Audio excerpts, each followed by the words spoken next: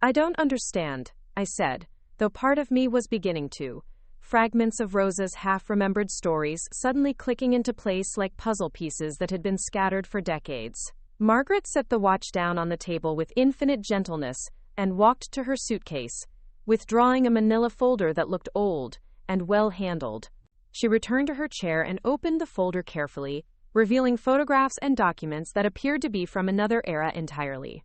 My maiden name was Margaret Goldstein, she said, her voice steady but weighted with memory. In 1943, I was 8 years old, living with my parents and younger brother in a small village outside Munich. My father was a doctor, my mother was a teacher, and we were Jewish. Do you understand what that meant in 1943 Germany? Emma's eyes widened as her 8-year-old understanding of World War II, probably gleaned from school lessons and simplified history books, began to connect with the reality of the woman sitting across from her. I felt my own knowledge of history, embarrassingly limited despite having lived through decades of Holocaust remembrance documentaries and memorial services, suddenly becoming personal in a way it had never been before. Margaret withdrew a black and white photograph from the folder, a family portrait that showed a younger version of herself standing beside a man in a suit, a woman in a simple dress, and a small boy who couldn't have been more than 5 years old. They were smiling, but there was something in their eyes that suggested the photo had been taken during a time when smiling required effort. This was my family in early 1943, Margaret continued. By October of that year, we were hiding in the basement of a bombed-out building, waiting for transport that we hoped would take us to safety but feared might take us to places we'd heard about in whispers. My brother David was sick with pneumonia, my mother was pregnant and weak, and my father had been beaten by SS officers who discovered he'd been treating Jewish patients without reporting their names to the authorities. She withdrew another photograph, this one showing a group of people huddled together in what appeared to be the basement she'd described. Even in the poor lighting and grainy quality of a wartime photograph, I could make out a younger Margaret and her family among the group of refugees. Your great-great-grandfather Miguel was part of an American unit that had been separated from their main force during a reconnaissance mission, Margaret said. They'd been moving through the countryside for weeks, trying to rejoin their regiment while helping civilian refugees when they could. Most soldiers would have passed us by. Most soldiers would have considered us a liability, extra mouths to feed and bodies to protect when they had their own survival to worry about. Emma was writing furiously in her notebook, trying to capture every detail of the story that was transforming her school assignment into something far more significant than either of us had anticipated. I found myself holding my breath, afraid that speaking might interrupt the flow of information that was rewriting everything I thought I knew about my family's history. But Miguel Martinez wasn't most soldiers, Margaret continued. He took one look at my sick brother and pregnant mother and made a decision that probably saved all our lives. His unit was supposed to continue moving east toward Allied lines, but Miguel convinced his commanding officer to make a detour south, toward an underground network that was helping Jewish refugees escape to Switzerland. From the folder, Margaret withdrew a letter written on what appeared to be military stationery, the ink faded but still legible. This is a letter my father wrote to his brother in America, describing what happened during those 3 weeks when Miguel's unit escorted us to safety. He wrote it after we'd reached the Swiss border, when we finally believed we might survive the war. She began reading from the letter, translating from what I assumed was German into English with the fluency of someone who'd read these words countless times before. He writes, the American soldier Miguel carries himself with quiet dignity and shows kindness to the children even when he's exhausted and hungry. He gave David his own rations when the boy was too weak to walk, and he carried him on his back for miles through mountain terrain that would challenge a healthy man. When Mama went into labor during a bombing raid, Miguel helped deliver the baby and kept us all calm while explosions shook the ground around us. Margaret paused, wiping at her eyes with a handkerchief she'd withdrawn from her purse. Emma was staring at her with the wide-eyed fascination of a child discovering that history wasn't just something that happened to other people in textbooks, but something that had shaped her own family in ways she'd never imagined. My baby sister Sarah was born during that bombing raid, Margaret continued. Miguel helped my father deliver her in a cave where we'd taken shelter, and when she wouldn't stop crying and we were afraid the sound would give away our position to German patrols, Miguel sang lullabies in Spanish until she fell asleep. He probably saved all our lives that night, because there were soldiers searching the area and they would have found us if Sarah had kept crying. I felt tears gathering in my own eyes as the pieces of Rose's stories began falling into place. The brave grandfather I'd never known, the watch that had been given to him by someone important, the pride in Rose's voice when she'd talked about Miguel's service during the war. She'd been trying to tell me that our family had a legacy of heroism that went far beyond surviving poverty and raising children in difficult circumstances. We traveled together for 3 weeks, Margaret said. Miguel's unit and my family and 6 other Jewish refugees they'd picked up along the way. Miguel never complained about the extra burden, never suggested that helping us was slowing down their mission or putting his own men at risk. When we reached the Swiss border in safety, my father wanted to give him something to remember us by, something that would carry the gratitude of a family whose lives he'd saved. Margaret reached for the watch again, holding it up so Emma and I could see the engravings on the back more clearly. Under the bright light, and with the story providing context, the worn markings suddenly became readable in a way they'd never been before. My father's watch, Margaret said softly, a Rolex Submariner that had belonged to his father and grandfather before him. It was one of the few valuable possessions we'd managed to carry with us when we fled our home, and it was the most precious thing my father could offer as thanks for what Miguel had done for our family. She pointed to the engravings with a fingertip that trembled slightly.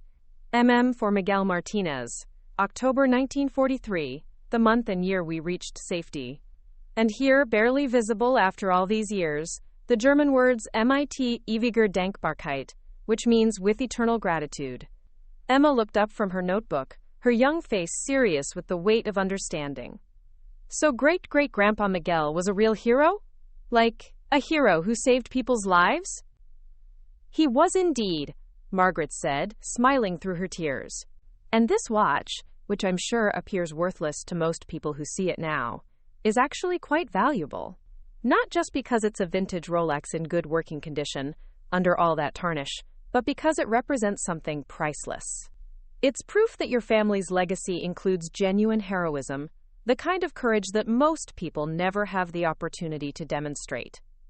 I felt like the world had shifted on its axis, like I was seeing my own life from a completely different angle that revealed details I'd never noticed before. Rosa's insistence that the watch was important, her pride in Miguel's memory, her determination to pass down the stories even when I was too young and self-absorbed to appreciate them. She'd been trying to tell me that we came from people who did the right thing even when it was difficult, even when it was dangerous, even when it would have been easier to look the other way. But how did you know? I asked. How did you recognize the watch? How did you even know to look for it? Margaret's smile was sad but warm, the expression of someone who'd carried a burden for decades and was finally able to set it down. I've been looking for that watch for 40 years, ever since I had the resources to begin searching.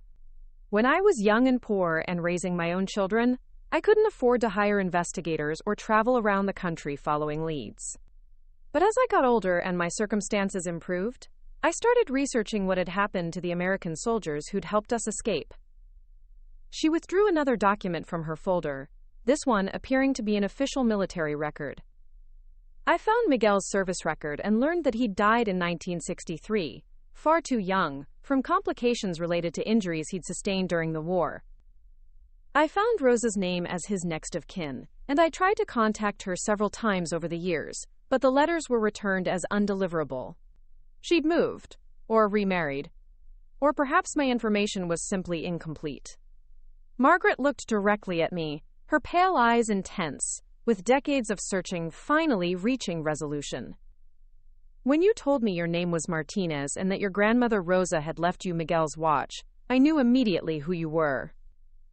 There couldn't be 2 Miguel Martinez veterans with Rolex watches given to them by grateful refugees. I've been carrying around copies of these documents and photographs for years, hoping that someday I'd have the chance to thank Miguel's family properly for what he did for mine. Emma was practically vibrating with excitement, her notebook now filled with details that would make her school report unlike anything her classmates would produce. But I was struggling to process the implications of what Margaret was telling us. If the watch was actually valuable, if it was a genuine, vintage Rolex that had been maintained in working condition despite its appearance, it might be worth enough money to solve some of our immediate problems. Mrs. Thompson, I said carefully, You mentioned that the watch might be valuable. What exactly does that mean? Margaret consulted another document from her folder. Something that looked like an appraisal or valuation report. I took the liberty of researching current market values for Rolex Submariner watches from that era, particularly ones with documented provenance and historical significance. A watch like this one, with its wartime history and the documentation I can provide to verify its authenticity, would likely sell at auction for somewhere between $40,000 and $60,000. The number hit me like a physical blow, so unexpected and enormous that I couldn't immediately process what it meant for Emma's medical care, for our housing situation, for the crushing weight of financial pressure that had been my constant companion for years. $60,000 wouldn't solve every problem in our lives, but it would solve the immediate ones. It would pay for Emma's medical care, cover our rent for years to come, allow me to work one job instead of two, and actually spend time with my daughter instead of constantly scrambling to stay ahead of disaster. However, Margaret continued, and I felt my brief moment of euphoria tempered by the caution in her voice. I'm not suggesting you should sell it. This watch represents your family's legacy, your connection to a grandfather whose heroism saved lives and demonstrated the kind of courage that defines the best of humanity. It's irreplaceable in ways that have nothing to do with money. She paused, studying both Emma and me with an expression that seemed to be weighing possibilities. But I also understand that financial pressures can make it difficult to hold on to family heirlooms, no matter how meaningful they might be. If you were to decide that selling the watch was necessary, I would want to ensure that you received full value for it and that the buyer understood its historical significance. Margaret reached into her purse and withdrew a business card, this one more detailed than the simple card she'd given me at the diner. Margaret Thompson, it read, Senior Appraiser, Heritage Auctions, with addresses in New York and Dallas and credentials that suggested someone with serious expertise in valuable antiques. I retired from Heritage Auctions 3 years ago, she explained. But I still maintain relationships with collectors and museums who specialize in wartime artifacts and timepieces with historical provenance. If you decided to sell, I could ensure that the watch went to someone who would appreciate its significance, and that you received maximum value for it. Emma looked up from her notebook, her young face serious with the weight of understanding that her school project had uncovered something that could change our lives in fundamental ways. Mom, does this mean we don't have to move? Does this mean you don't have to work so many jobs? Does this mean I can get the good inhaler that doesn't make me feel sick? The questions hit me harder than Margaret's valuation had, because they came from the heart of a child who'd been watching her mother struggle without fully understanding why.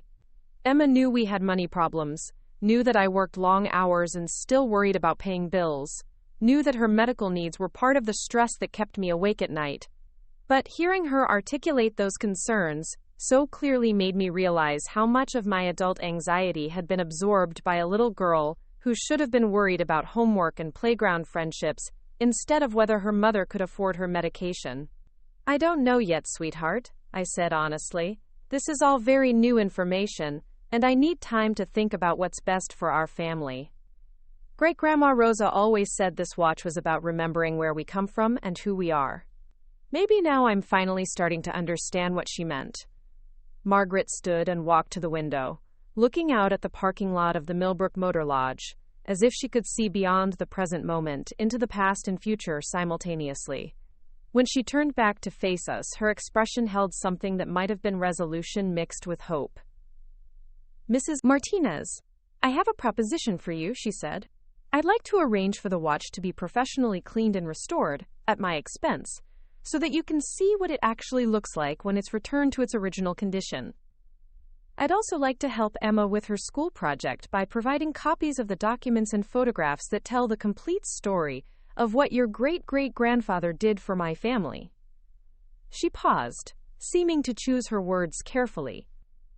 Most importantly, I'd like you and Emma to meet my son David. He lives in Columbus and works in the art and antique authentication business. He grew up hearing stories about the American soldier who saved his mother's family, and he spent years hoping we'd someday be able to thank Miguel's descendants properly.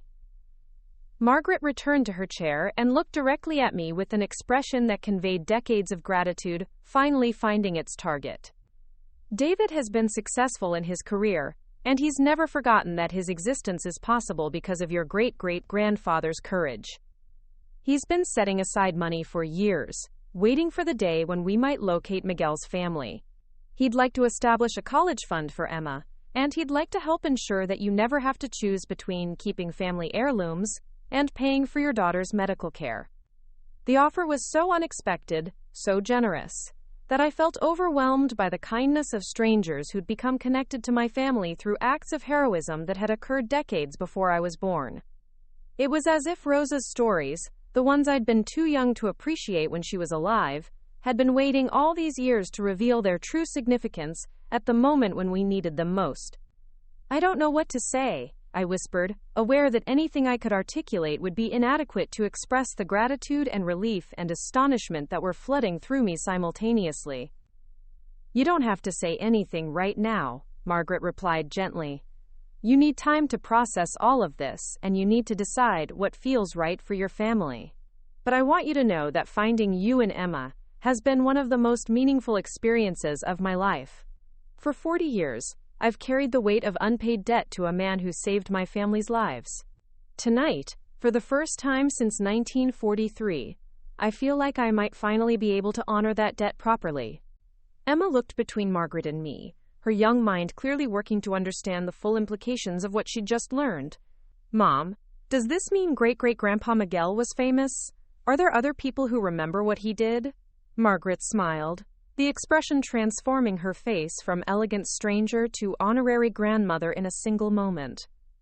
"He should have been famous, Emma. He should have been recognized as the hero he was. But sometimes the most important heroism happens quietly, in moments when no one is watching except the people whose lives are being saved. Your great-great-grandfather was that kind of hero." She gathered the photographs and documents back into her folder, handling each piece with the care of someone who understood that these artifacts represented more than just historical curiosities. They were proof that ordinary people could demonstrate extraordinary courage when circumstances demanded it, and that acts of kindness could ripple across decades to touch lives in ways the original actors could never have imagined. "Mrs. Martinez, may I give you my son's contact information? He lives about 2 hours from here, and he'd very much like to meet you and Emma when you're ready. There's no pressure, no timeline, except what feels comfortable for your family. But I think you'd find that speaking with David would help you understand the full scope of what Miguel's actions meant to the people he saved." As Margaret wrote down David's information on a piece of hotel stationery, I found myself thinking about Rosa and the stories she'd tried so hard to share with me. She'd known the watch was valuable, not just in monetary terms, but in the way it connected our family to something larger than our immediate circumstances.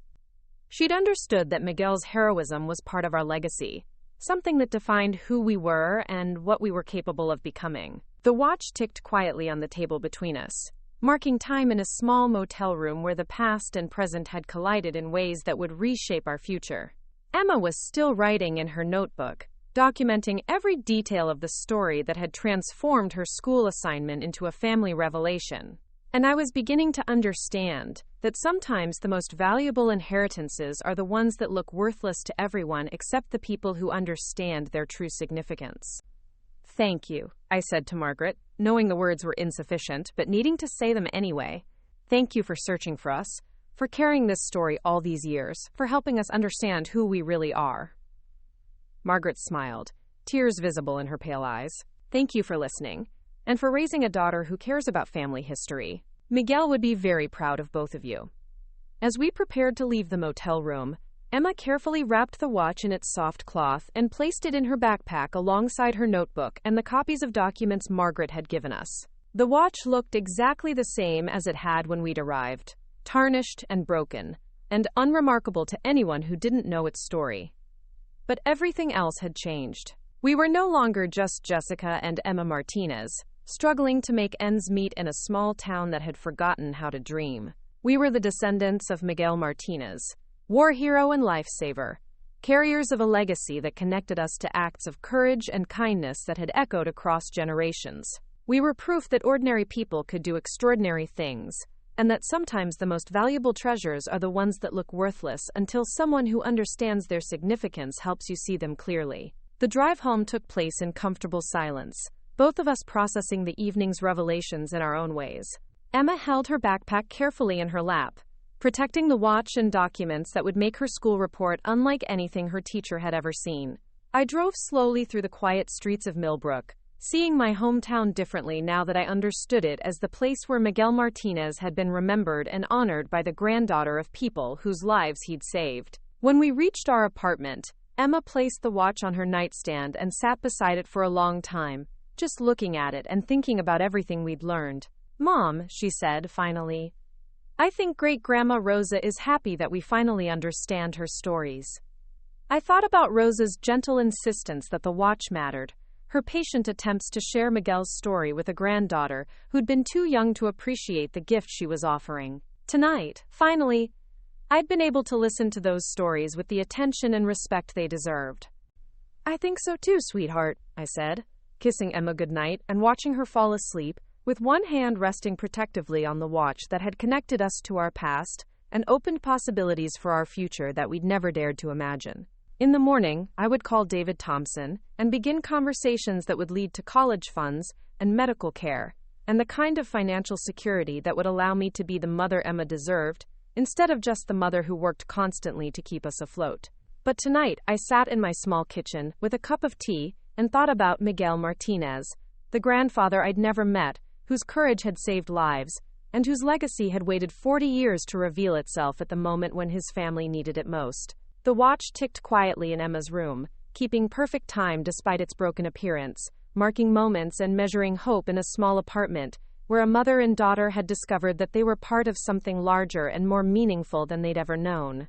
And somewhere in that gentle rhythm, I heard an echo of Rosa's voice, finally satisfied that her stories had found their audience, and her treasures had revealed their true value to the people who mattered most. Emma's eyes widened as I began to explain what Margaret Thompson had told me, her 8-year-old mind working to process the magnitude of what we'd discovered about our family's history. The kitchen seemed to grow quieter around us, as if the apartment itself was holding its breath while I shared the story of how her great-great-grandfather had saved a Jewish family during World War II, and how that act of heroism had led to the watch that now sat between us on the table, its tarnished surface hiding decades of gratitude and significance. "So the lady you met today," Emma said slowly, her pencil poised over her notebook as she tried to capture every detail. "She's one of the people great-great-grandpa Miguel saved?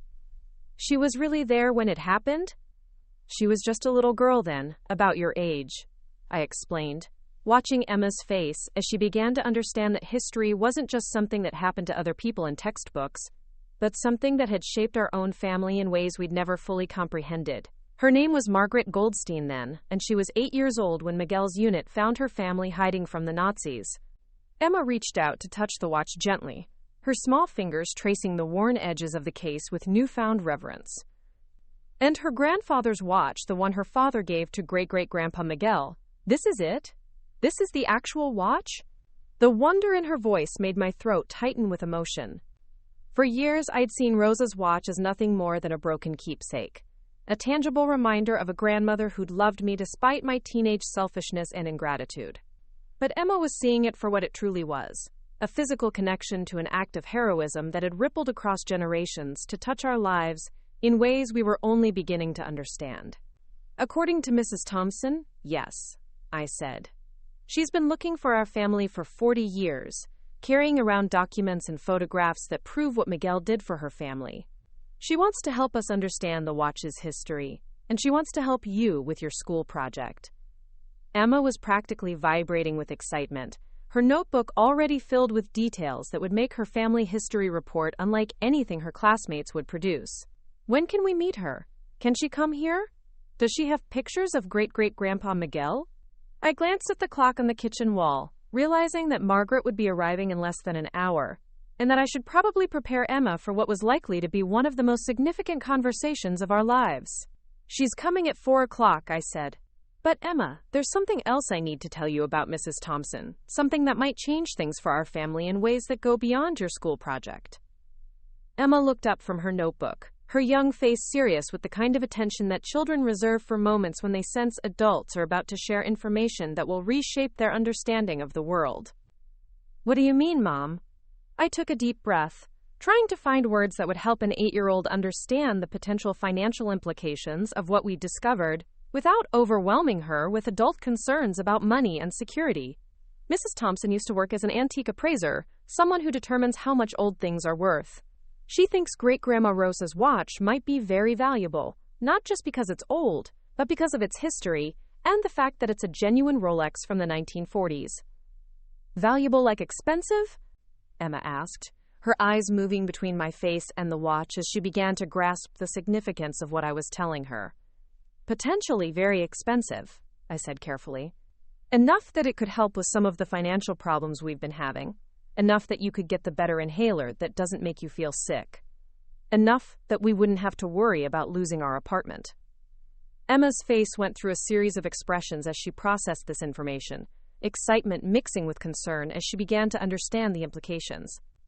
But Mom, if it's worth a lot of money, does that mean we'd have to sell it? Does that mean we'd lose Great-Grandma Rosa's watch? The question cut straight to the heart of the dilemma I'd been wrestling with since Margaret had mentioned the watch's potential value. On one hand, the financial security that selling the watch could provide would solve our immediate problems and give Emma the kind of stability and medical care she deserved. On the other hand, the watch represented our family's legacy, our connection to Miguel's heroism and Rosa's love, something that couldn't be replaced once it was gone. I don't know yet, sweetheart, I said honestly. That's something we'll have to think about carefully, something we'll have to decide together. Mrs. Thompson understands that the watch means more to us than just money, and she wants to help us figure out what's best for our family. Emma nodded solemnly, then returned her attention to the watch, studying it with the kind of intensity that suggested she was trying to memorize every detail. Great-Grandma Rosa always said it was about remembering where we come from, she said quietly. Maybe now we finally understand what she meant. The insight from my 8-year-old daughter hit me harder than any of Margaret's revelations had, because it came from the kind of intuitive wisdom that children sometimes possess before the world teaches them to overthink everything. Rosa had indeed been trying to tell me that the watch was about remembering our origins, our values, our connection to people who'd made choices that defined the kind of family we could be. A knock at the door interrupted my thoughts, and I realized that 4 o'clock had arrived faster than I'd expected. Emma jumped up from her chair, clutching her notebook and looking toward the door with the kind of anticipation that made me remember what it felt like to believe that wonderful things could happen without warning. Margaret Thompson stood in our hallway looking exactly as elegant and distinguished as she had on the bench outside the bank, but there was something different about her expression now, a mixture of nervousness and excitement that made her seem more human and approachable. She carried a leather briefcase that looked expensive and well-traveled, and when she smiled at Emma, her entire face transformed with genuine warmth. "You must be Emma," she said, extending her hand for a proper handshake. "Your mother told me you're working on a very important school project about your family's history." Emma shook Margaret's hand with the serious politeness I'd taught her, but I could see the excitement bubbling just beneath her formal manners. "Yes, ma'am. I'm trying to learn about my great-great-grandfather Miguel and his watch." "Mom said you knew him during the war?" "I did indeed," Margaret said, following us into the kitchen and settling into the chair I offered her. "I was about your age when I met your great-great-grandfather, and he was one of the most remarkable men I've ever known. I've been hoping for 40 years that I'd have the chance to tell his family about the extraordinary thing he did for mine." As Margaret opened her briefcase and began withdrawing documents and photographs, our small kitchen seemed to expand with possibility. Emma positioned herself at Margaret's elbow, notebook ready, while I carefully unwrapped Rosa's watch and placed it on the table where the afternoon light from the window could illuminate its tarnished surface. Margaret's reaction to seeing the watch was immediate and profound. Her hands went to her mouth, and tears gathered in her pale eyes as she stared at the timepiece that had connected our families across decades of separation and searching. "My God," she whispered. "After all these years, there it is." She reached into her briefcase and withdrew a magnifying glass and a small flashlight, professional tools that spoke to her expertise in evaluating antique objects. With Emma and me watching intently, she began examining the watch with the careful attention of someone who understood that they were looking at something far more significant than a simple timepiece. "The case is 18-karat gold," she said, her voice taking on the professional tone of someone who'd spent decades appraising valuable objects. Rolex Submariner, reference 6204, manufactured in 1943. The crystal is cracked but original. And the movement? She turned the watch over and used a small tool to open the back panel. The movement is in remarkable condition despite the external wear. This watch has been maintained and wound regularly for decades. Emma leaned closer, trying to see what Margaret was examining. Mrs. Thompson, can you read the engravings on the back? I've been trying to figure out what they say, but they're so worn I can't make out all the words. Margaret adjusted her magnifying glass and directed the flashlight beam toward the back of the watch case. Here, she said, pointing to the barely visible markings. MM for Miguel Martinez. October 1943, the month and year my family reached safety. And here, in German, mit ewiger Dankbarkeit, which means, with eternal gratitude. She looked up at both of us, her eyes bright with tears and memory. My father had those words engraved by a jeweler in Geneva after we reached Switzerland. He wanted to make sure that Miguel would always remember that what he'd done mattered, that it had saved lives and created a future for people who might not have had one otherwise. Emma was writing furiously in her notebook, trying to capture every detail of the story that was transforming her understanding of our family's place in history. Mrs. Thompson, do you have pictures of great-great-grandpa Miguel? Do you have stories about what he was like? Margaret smiled and began withdrawing photographs from her briefcase, each one protected in clear plastic sleeves that spoke to their value as historical documents. I have many pictures, she said, and many stories. But first, let me show you this. She handed Emma a formal military photograph showing a group of American soldiers in uniform, and there, unmistakably, was Miguel Martinez, young and serious, and wearing the kind of expression that suggested someone who'd already seen more of war than anyone should have to see. This was taken just before the mission where we met your great-great-grandfather, Margaret explained. He was 22 years old, the same age your mother is now, and he was serving as a translator because he spoke Spanish, English, and enough German to communicate with refugees. Emma studied the photograph with the intensity of someone trying to memorize every detail. He looks so young, she said. And kind of serious, but like he was someone you could trust. That's exactly right, Margaret said.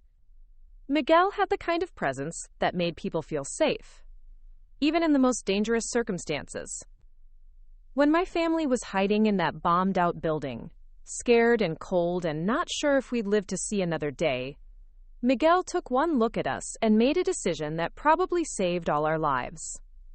She withdrew another photograph, this one showing a group of refugees and soldiers in what appeared to be a temporary camp. I could see a younger Margaret among the faces, and there was Miguel, standing with his unit but positioned close to the civilian families they were protecting. We traveled together for 3 weeks, Margaret continued, her voice taking on the rhythm of someone who'd told this story many times, but never to people who needed to hear it as much as we did.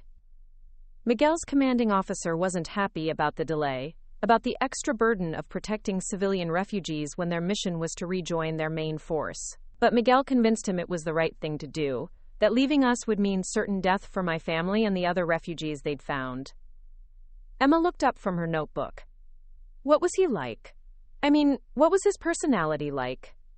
Margaret smiled, the expression softening her distinguished features. He was quiet, thoughtful, the kind of person who observed more than he spoke. But when he did speak, people listened, because they knew he'd considered his words carefully. He was gentle with children and respectful to adults, and he had this way of making everyone feel like their safety was his personal responsibility. She pulled out another photograph, this one showing Miguel sitting by a campfire with several refugee children gathered around him. He spoke Spanish to my younger brother when the boy was homesick and frightened. He shared his food rations when ours ran low. He carried my pregnant mother's pack when she became too weak to manage it herself. And when she went into labor during an air raid, he helped my father deliver my baby sister in a cave, while bombs fell all around us. The story was painting a picture of Miguel that went far beyond Rose's simple descriptions of his heroism. This wasn't just a good man who'd done his duty, this was someone who'd made extraordinary personal sacrifices to ensure that strangers survived one of history's darkest periods. "Mrs. Thompson," I said, my voice thick with emotion I hadn't expected to feel, "why didn't Miguel ever tell his family about this? Why didn't Rosa know the details of what he'd done?" Margaret's expression became thoughtful, the look of someone who'd considered this question many times over the years. Many veterans of that war didn't talk about their experiences, especially the ones who'd seen the worst of what humans could do to each other.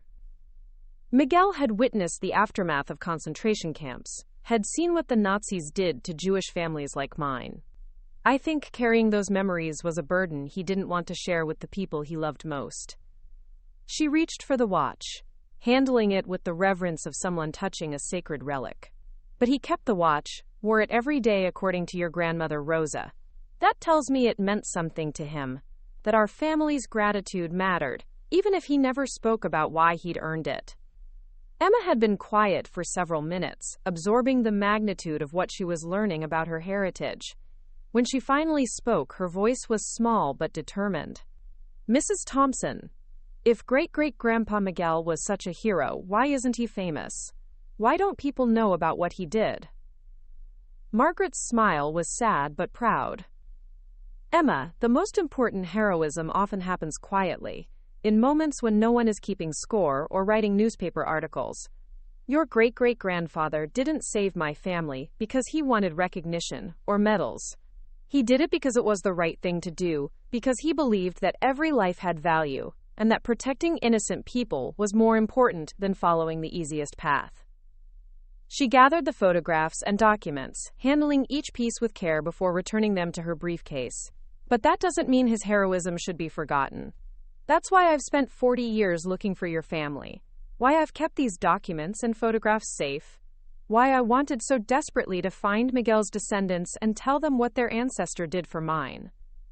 Margaret reached into her briefcase and withdrew one more item, a thick folder that looked official and important. "Emma, your school project about family history is going to be extraordinary, because I'm going to give you copies of all these documents and photographs.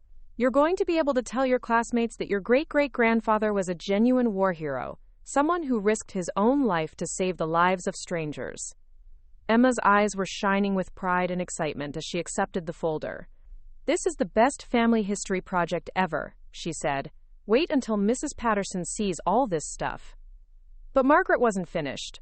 She looked directly at me, her expression serious and intent. "Mrs. Martinez, there's something else I need to discuss with you, something that goes beyond Emma's school project and your family's history." I felt my pulse quicken, sensing that we were approaching the moment when everything would change, when the financial realities that governed our daily lives would either be transformed or confirmed as insurmountable. "The watch," Margaret continued, "is extraordinarily valuable. Not just because it's a vintage Rolex in good mechanical condition, but because of its documented provenance and historical significance. I've researched current market values for similar pieces, and with the documentation I can provide about its wartime history, this watch would likely sell at auction for between $75,000 and $100,000. The numbers hit me like a physical blow, so large and unexpected that I couldn't immediately process what they meant for Emma's medical care, for our housing situation, for the crushing weight of financial desperation that had been my constant companion for years. $100,000 wouldn't solve every problem in our lives, but it would solve the immediate ones and provide the kind of security that would allow me to be the mother Emma deserved, instead of just the mother who worked constantly to keep us barely afloat. However, Margaret continued, and I braced myself for the conditions or complications that would make this miracle too good to be true. "I'm not suggesting you should sell it. This watch represents your family's legacy, your connection to Miguel's heroism and the values that defined the kind of person he was. It's irreplaceable in ways that have nothing to do with money." She paused, studying both Emma and me with an expression that seemed to be weighing possibilities. "But I also understand that financial pressures can make it difficult to hold on to family heirlooms, no matter how meaningful they might be. If you were to decide that selling the watch was necessary for your family's welfare, I would want to ensure that you received full value for it, and that the buyer understood its historical significance." Margaret reached into her purse and withdrew a business card, This one more detailed than the simple card she'd given me earlier. It listed her credentials with Heritage Auctions and included contact information for appraisers and auction houses that specialized in historically significant timepieces. More importantly, she continued, I want you to know that my family has never forgotten what Miguel did for us. My younger brother David became a successful businessman, my sister Sarah became a doctor, and I built a career in art and antique appraisal. All of those achievements were possible because your great-great-grandfather chose to help strangers when he could have looked the other way. Margaret reached for her purse again, this time withdrawing an envelope that looked thick and official. David and Sarah and I have been setting aside money for years, hoping that someday we'd find Miguel's family and be able to express our gratitude in concrete terms. We want to establish a college fund for Emma, and we want to ensure that you never have to choose between keeping family treasures and providing for your daughter's needs. The generosity of the offer was so overwhelming that I felt tears gathering in my eyes. This elegant stranger, this woman who'd spent 4 decades searching for our family, was offering not just information about our heritage, but practical assistance that would transform Emma's future in ways I'd never dared to imagine. I don't know what to say, I whispered, aware that anything I could articulate would be inadequate to express the gratitude and relief and astonishment that were flooding through me simultaneously. You don't have to say anything right now, Margaret replied gently. You need time to process all of this, time to decide what feels right for your family. But I want you to know that finding you and Emma has been one of the most meaningful experiences of my life. For 40 years, I've carried the weight of unpaid debt to a man who saved my family's lives. Today, for the first time since 1943, I feel like I might finally be able to honor that debt properly. Emma looked between Margaret and me, her young mind clearly working to understand the full implications of what she'd just learned. Mrs. Thompson, does this mean great-great-grandpa Miguel is going to be famous now? Are people going to know about what he did? Margaret smiled, reaching out to touch Emma's hand gently. Emma, your great-great-grandfather was always a hero. Now, finally, his family knows it too.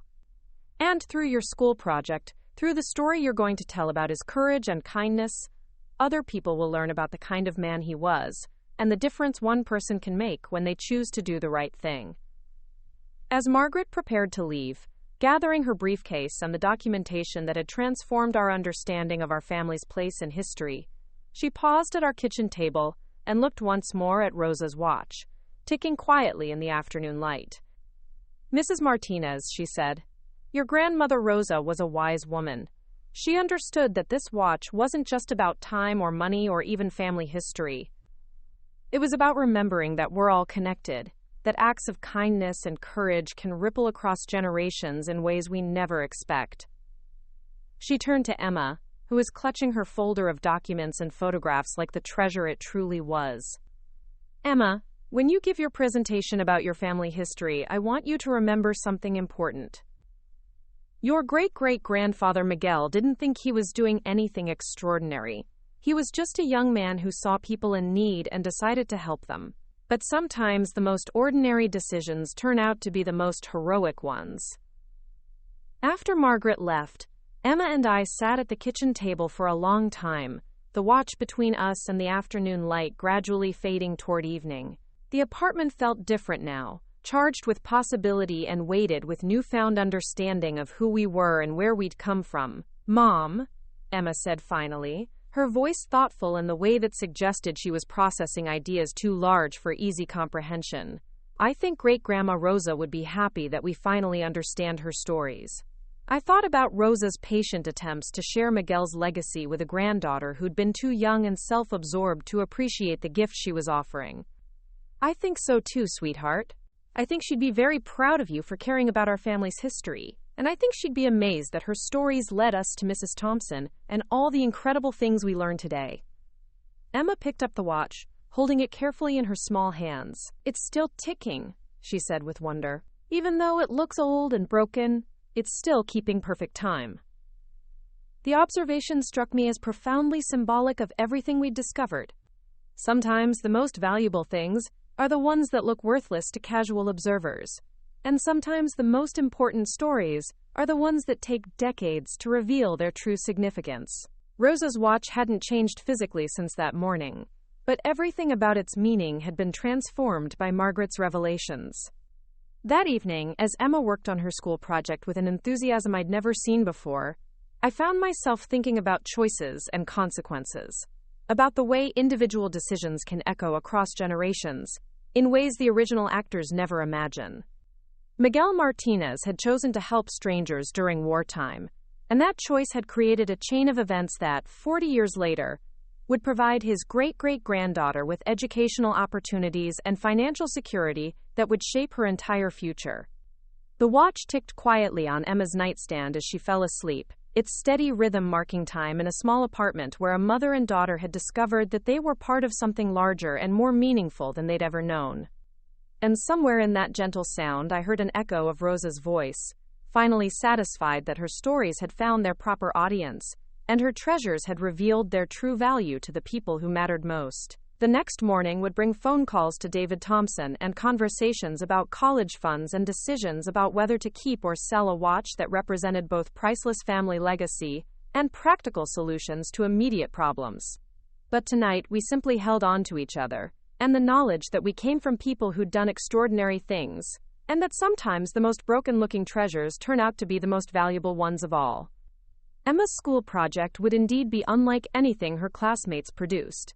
A documented account of genuine heroism that connected her 8-year-old world to one of history's most significant conflicts. But more than that, it would be proof that family stories matter, that the past shapes the present in ways we don't always understand, and that sometimes the most important discoveries happen when we finally start listening to the wisdom our elders tried to share with us all along. The watch continued its impossible ticking through the night, keeping perfect time in a world where time had become our ally instead of our enemy, marking moments of possibility instead of counting down to disaster. And in its steady rhythm, Rosa's legacy lived on, connecting past and future through the simple act of a grandmother who'd known that some treasures are worth keeping, even when their value isn't immediately apparent to anyone but the people who understand their true significance. Up next, you've got 2 more standout stories right on your screen. If this one hit the mark, you won't want to pass these up. Just click and check them out.